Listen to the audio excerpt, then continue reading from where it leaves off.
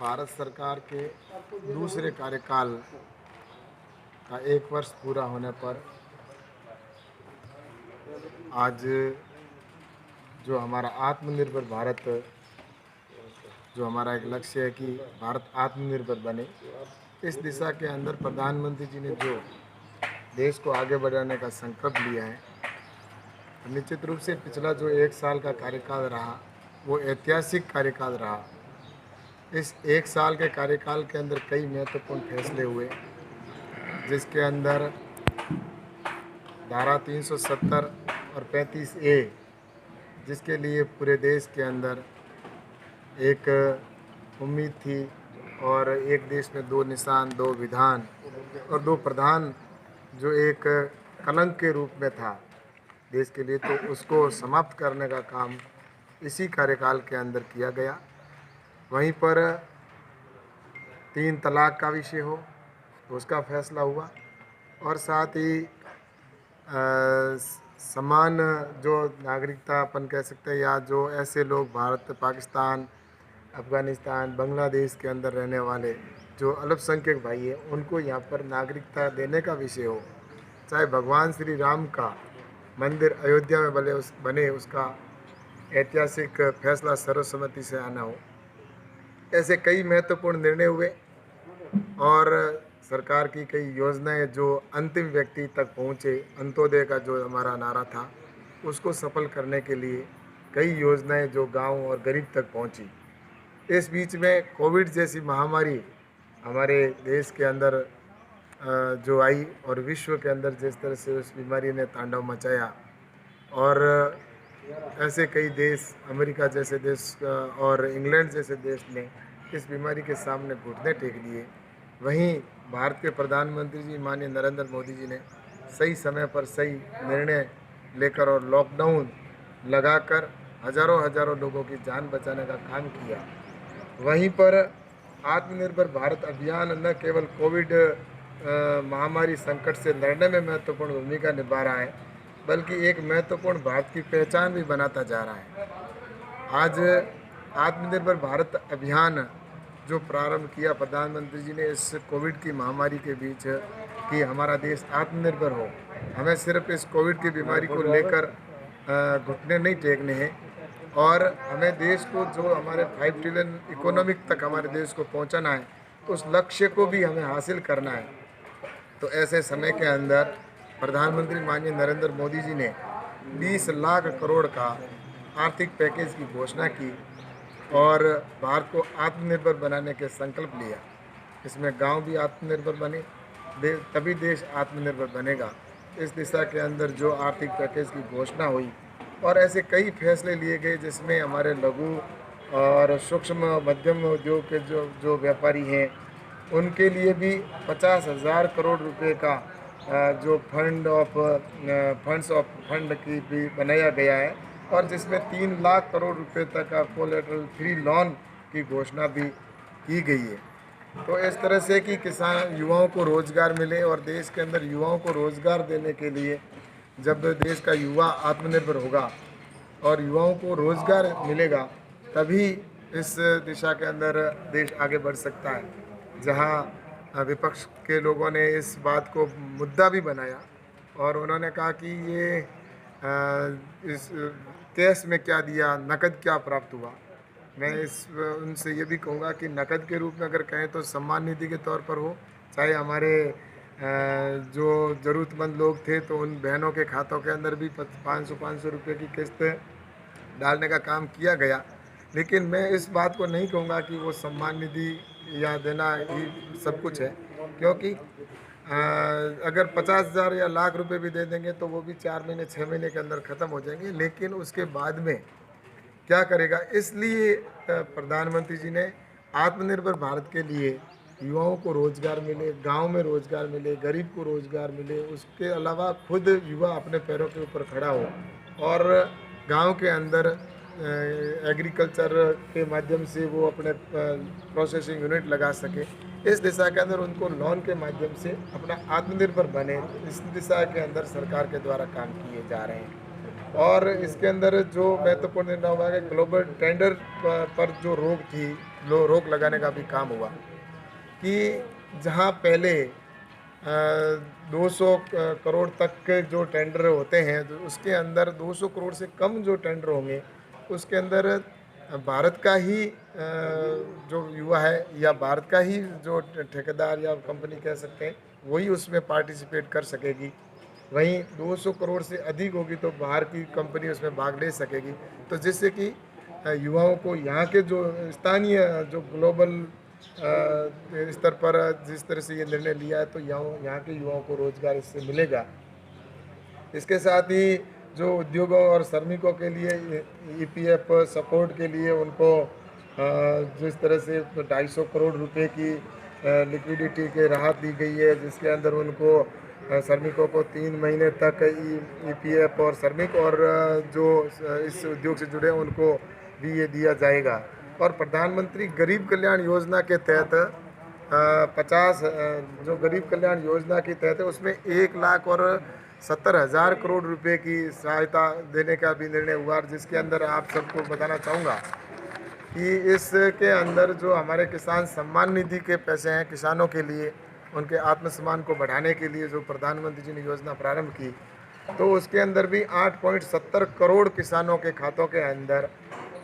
यहाँ पर 17.890 करोड़ रुपए डालने का काम किया। किसानों के खातों में लगभग 8.70 करोड़ किसानों को इसका 2,000 रुपये के हिसाब से उनको किस्त पहुँची है।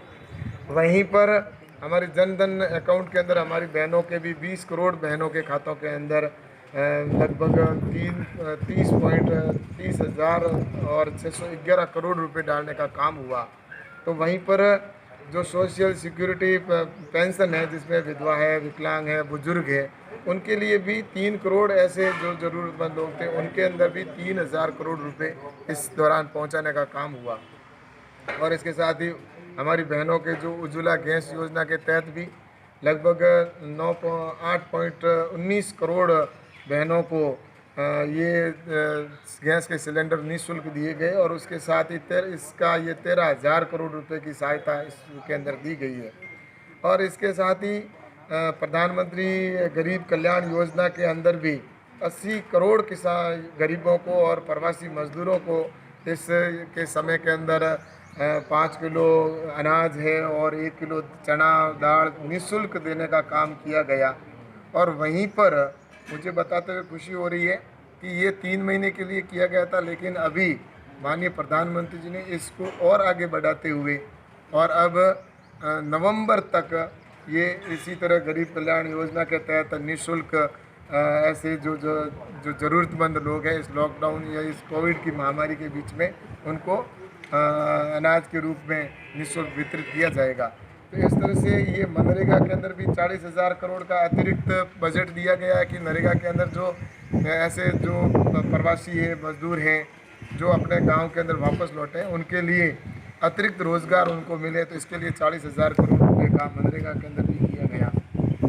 वहीं पर गरीब कल्याण रोजगार योजना एक बहुत बड़ा महत्वपूर्ण निर्णय लिया गया और जिसके अंदर ये 6 राज्यों के अंदर लागू किया गया और जिसके अंदर कुल डिस्ट्रिक्ट 116 डिस्ट्रिक्ट इसमें शामिल किए गए और जो जिनमें 116 डिस्ट्रिक्टों के अंदर इसमें इसको शामिल करते हुए जिसमें मुझे बताते हुए प्रसन्नता हो रही है कि इसके अंदर बाड़मेर को भी शामिल किया गया, क्योंकि इसके अंदर भी जो ऐसे कई प्रवासी भाई हैं जो बाहर से आए तो उनको भी यहाँ पर रोज़गार मिलेगा। और ऐसे राजस्थान के अंदर भी 22 डिस्ट्रिक्ट हैं जिनमें इस योजना का प्रवासी भाई है उनको इस योजना का लाभ मिलेगा। और इसके ऊपर भी 50,000 करोड़ रुपए सार्वजनिक कार्य कराने के लिए इसमें सहयोग किया जाएगा, जिसके अंदर पंचायती राज और परिवहन विभाग, खनन, पेयजल, स्वच्छता, रेलवे, पेट्रोलियम सभी विभागों से इनमें सहयोग मिलेगा। तो ये एक बहुत बड़ा कदम उठाया गया और किसान क्रेडिट किसानों के लिए भी कई फैसले हुए। और इस समय किसानों की अगर मैं बात करूं तो जहां एमएसएमई के अंदर जो 3,000 करोड़ रुपए का जो रखा 3 लाख करोड़ रुपए का फंड का प्रावधान किया, तो इसी तरह से कृषि के अंदर भी लगभग 3.5 करोड़ किसानों को इस योजना का लाभ मिलेगा। 3.5 लाख करोड़ रुपए इसके अंदर भी प्रावधान किया गया है, जिसमें 1 लाख करोड़ रुपए एग्रीकल्चर इंफ्रास्ट्रक्चर के ऊपर भी खर्च किया जाएगा। और किसान क्रेडिट कार्ड के माध्यम से भी किसानों को, जो ऐसे किसान हैं जो किसान सम्मान निधि के धारक हैं, जो किसान सम्मान निधि प्राप्त करते हैं, ऐसे लगभग 9.5 करोड़ किसान हैं, जिसमें आज दिन तक लगभग 6.5 करोड़ किसानों को किसान क्रेडिट के माध्यम से उनको लोन ऋण मिलता है। लेकिन अब ऐसे जो सम्मान निधि के धारक जो किसान हैं, लगभग 9 करोड़ किसान हैं, उन सभी किसानों को किसान क्रेडिट कार्ड के माध्यम से किसानों को ऋण दिया जाएगा। तो इसका भी किसानों को निश्चित रूप से लाभ मिलेगा। और वन नेशन और वन मार्केट का जो कंसेप्ट है, इसके अंदर भी कृषि के अंदर बहुत नवाचार किया गया है।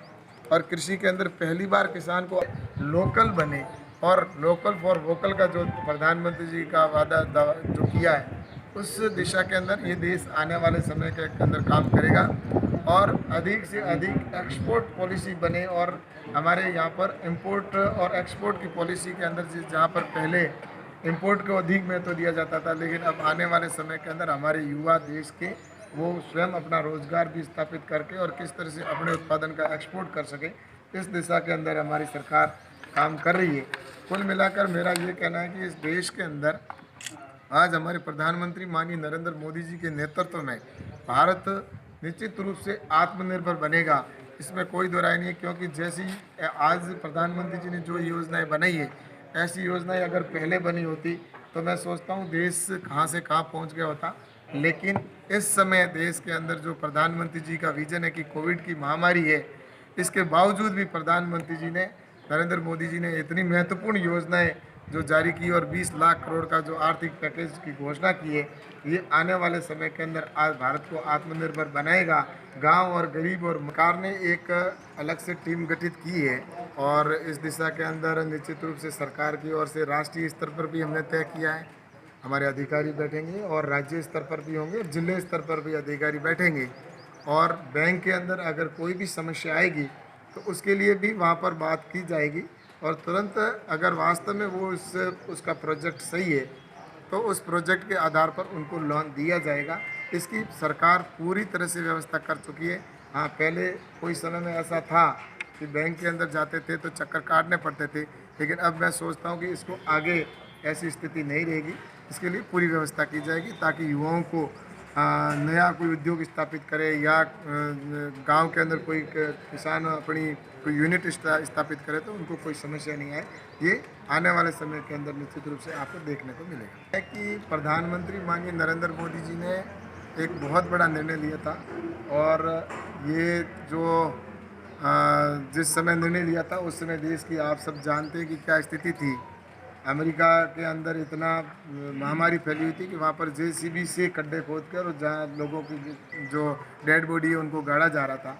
और यहाँ पर प्रधानमंत्री जी ने सही निर्णय लिया। उस समय न तो हमारे पास फेस कवर थे, न सैनिटाइज था, न हॉस्पिटल के अंदर इक्विपमेंट थे, लेकिन 2 महीने के अंदर वो सारी व्यवस्था हुई, जिसकी वजह से आज हम सारी व्यवस्था इस सब जगह हॉस्पिटल के अंदर इक्विपमेंट है, सब व्यवस्था हो चुकी है। तो जिसकी वजह से आज हम यहाँ पर बैठ के